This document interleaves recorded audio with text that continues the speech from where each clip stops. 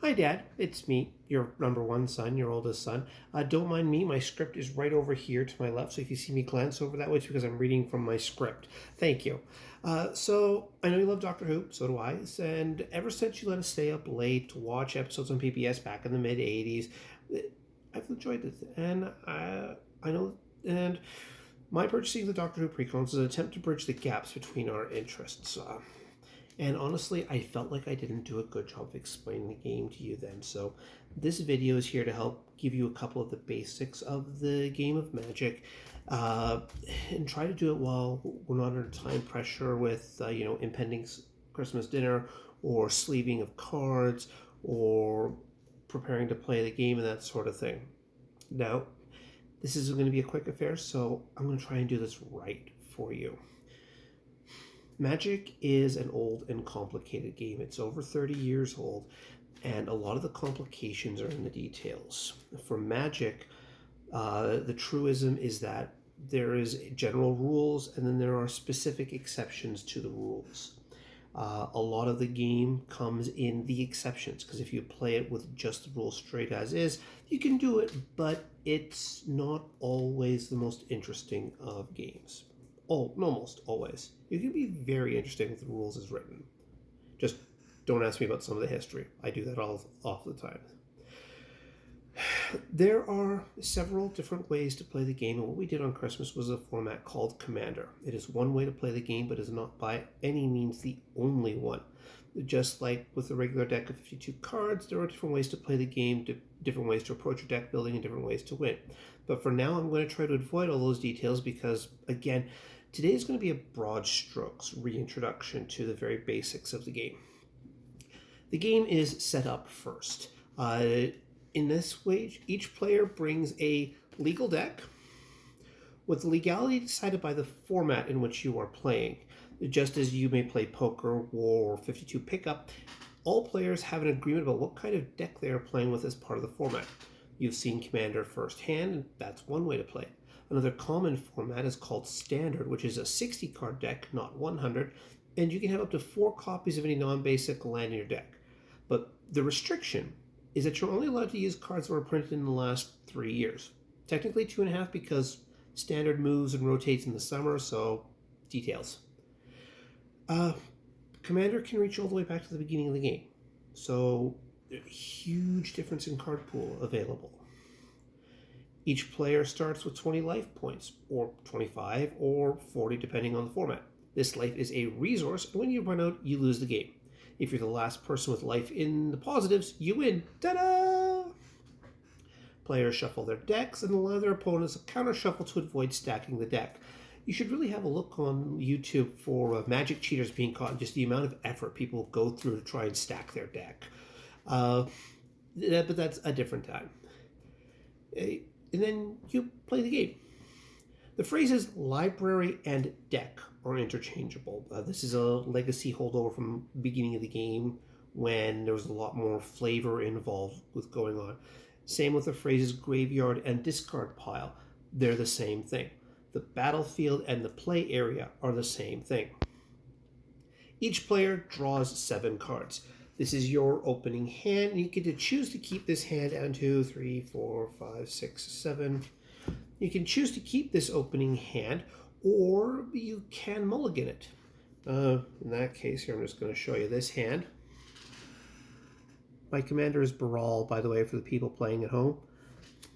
Mystic Tutor, Gigadrowse Island, Primal Amulet, Dictate of Kruphix, Hall of Storm Giants, and Commander Sphere.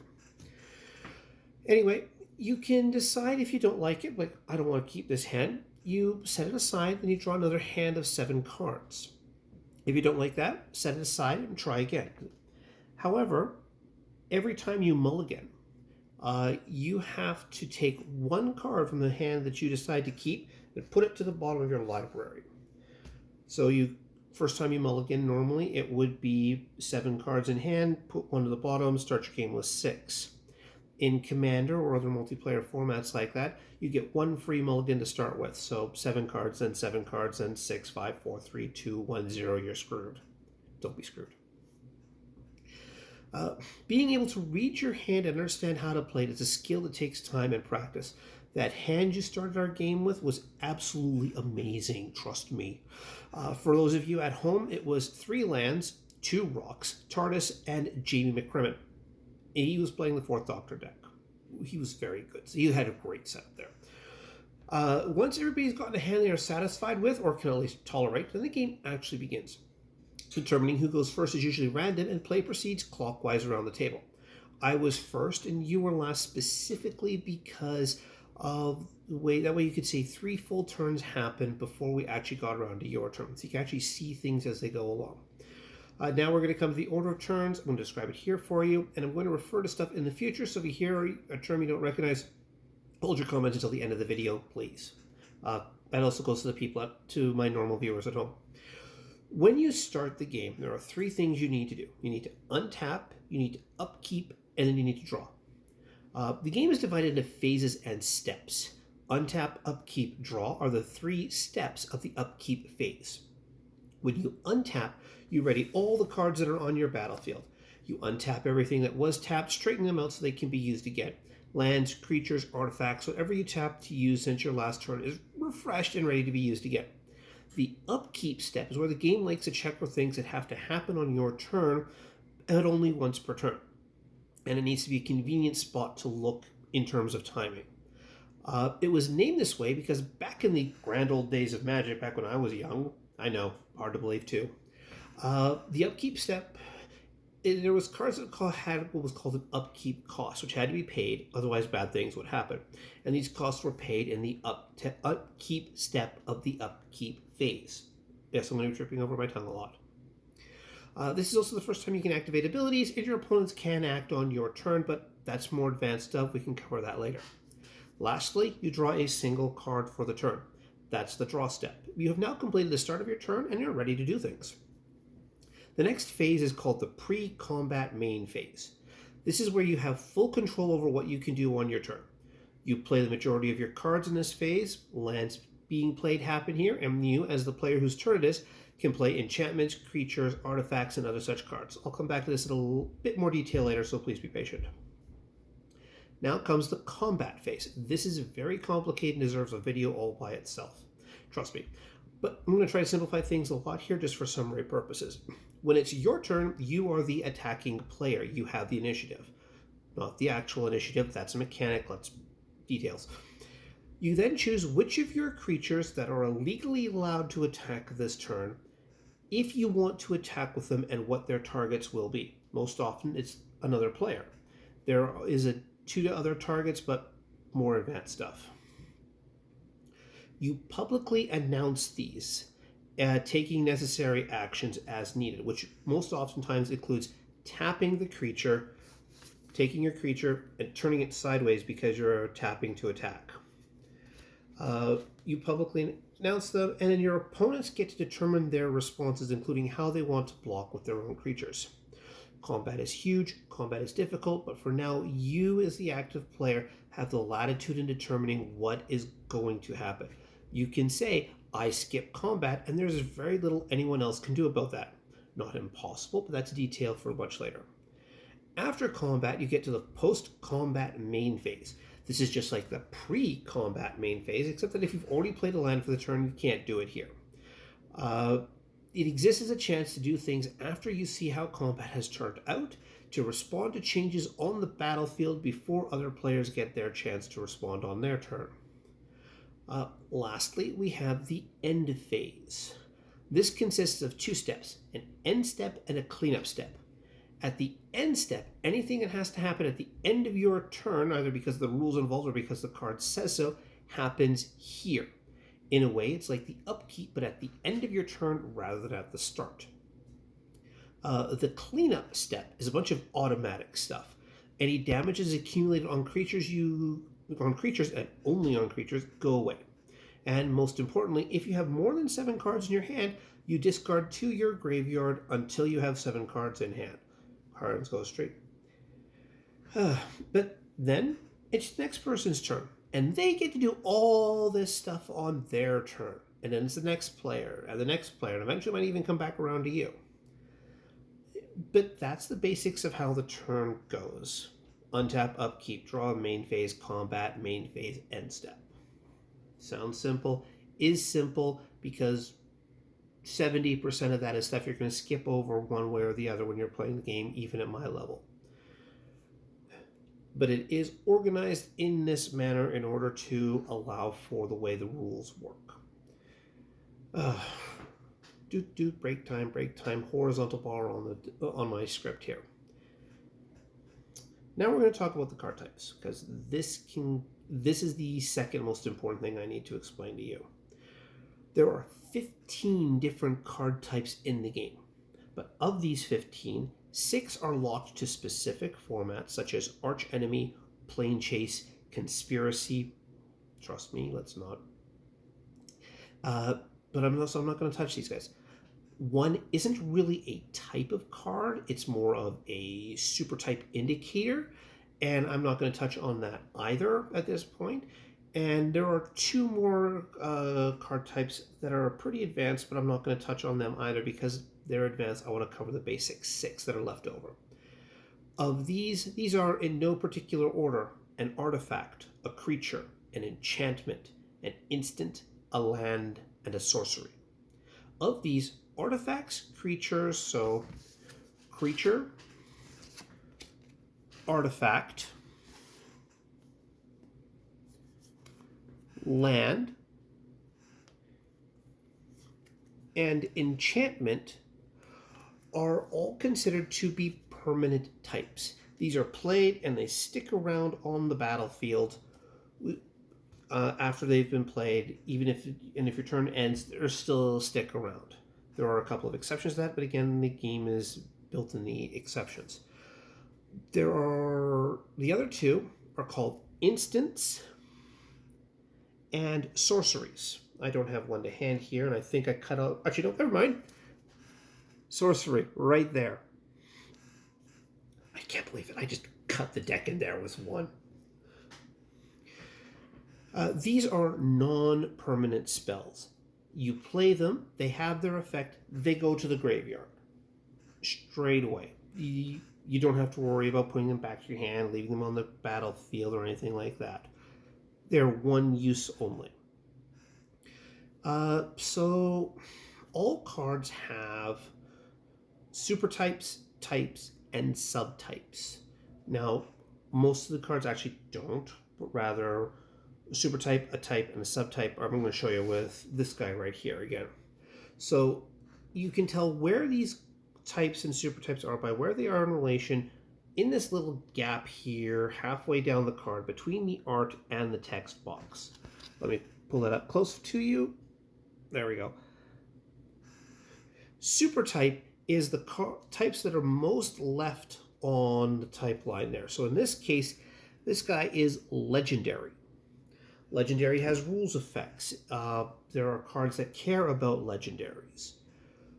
The next type and subtype are all based on relation to the dash that's on the line. Everything to this side of the dash is the card's subtypes. The stuff right here underneath by my finger is its type. Types I've just named above: creatures, land, enchantments, whatnot. Subtypes are very specific denotations of a card type, and sometimes they're important, sometimes they're not. Sometimes you can ignore them. Super types are modifiers to the nature of the card, words with inherent rules attached to them, such as legendary and snow, which again are outside, the details of which are outside the realm of this video. And subtypes are more specific locations, and I'm just reading off my script and improvising at the same time now. Wow me. So let's start with the most important card type we have here, lands. Magic is a game of resources, and lands are the most basic resource that you have. A land's name is in the upper left-hand corner of the card, and where am I here? Sorry, lands. Well, it's all other cards, but unlike everything else, there is nothing in the upper right. Lands don't have a casting cost like you'll see later, but rather they provide the resources that you use to do everything else. In the middle of the card, actually this one right here, in the middle of the card, below the fancy art, is the card's type. There are subtypes to many cards, and this is where it actually says land as a type. Subtypes, but for lands, there's five actually that really matter.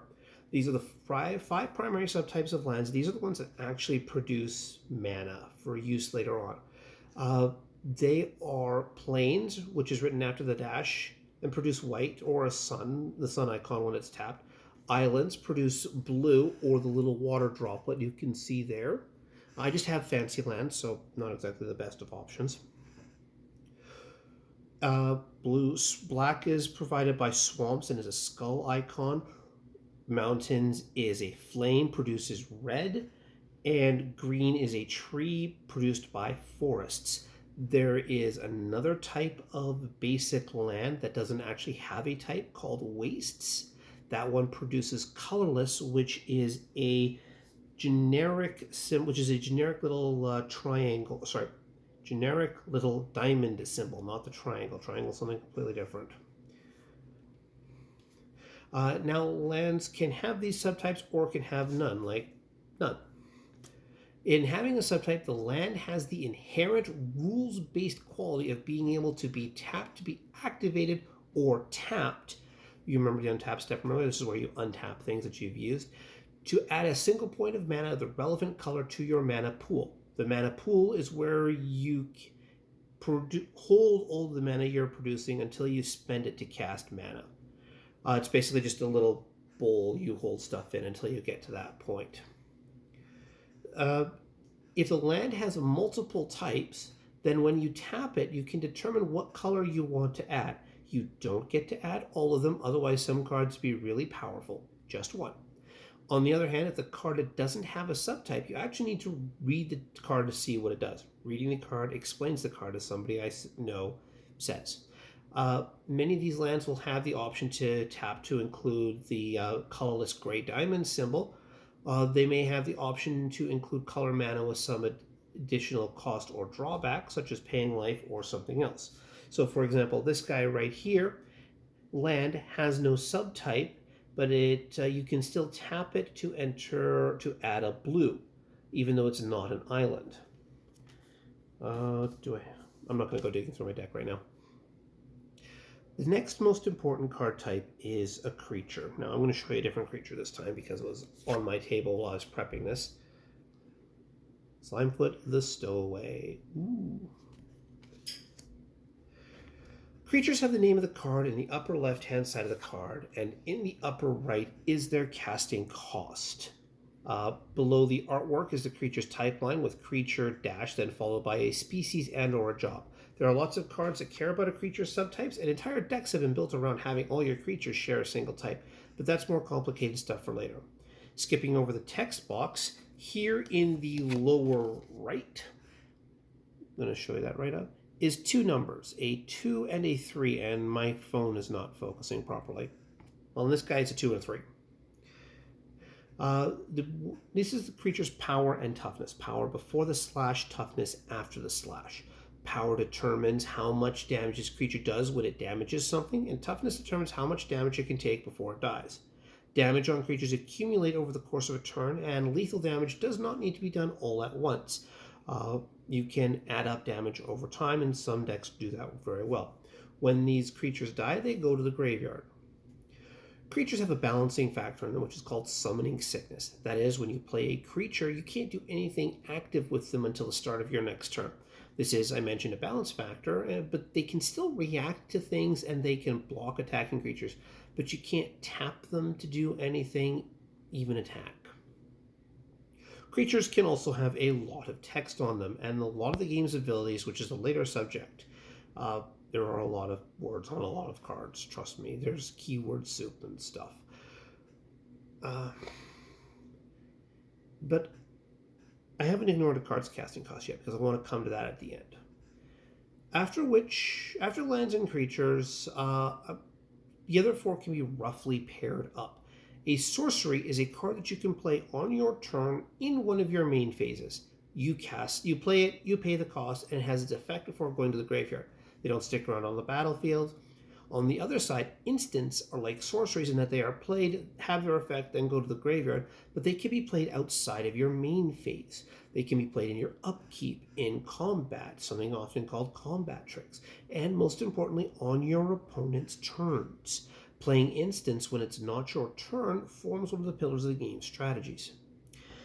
Enchantments and artifacts have an interesting long-term relationship to each other. This is history. I'm not going to delve deep into it here, but it's been fairly contentious.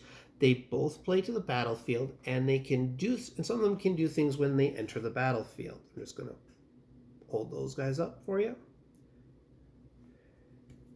But for the most part, the difference is that artifacts tend to be colorless. They don't have a colored mana in their upper right-hand corner.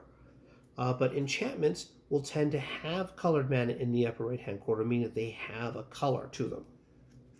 But nowadays, you'll find colored artifacts, but not so much colorless enchantments. There's balance issues involved with that. But the major difference up between these two, and until this point you probably thought, was that these types are exclusive. They're not. In fact, the most common overlap between types is what is called artifact creature, like Canine, for example, from your deck that you were running. And I know I have one in here, so there we go. I'll actually use that one instead. These sorts of cards have the advantages and disadvantages that come from having both card types. But this isn't the only combination that's out there. You can have artifacts and lands. You can have enchantment and creature on the same thing at the same time. You can have enchantment lands. You can have enchantment artifacts. And even there is a single solitary example of a land creature. And trust me, people involved with rules just cried out in terror because there's a lot of interactions with that have caused people a lot of headaches over time. But all of these are permanent types. They can be mixed and matched.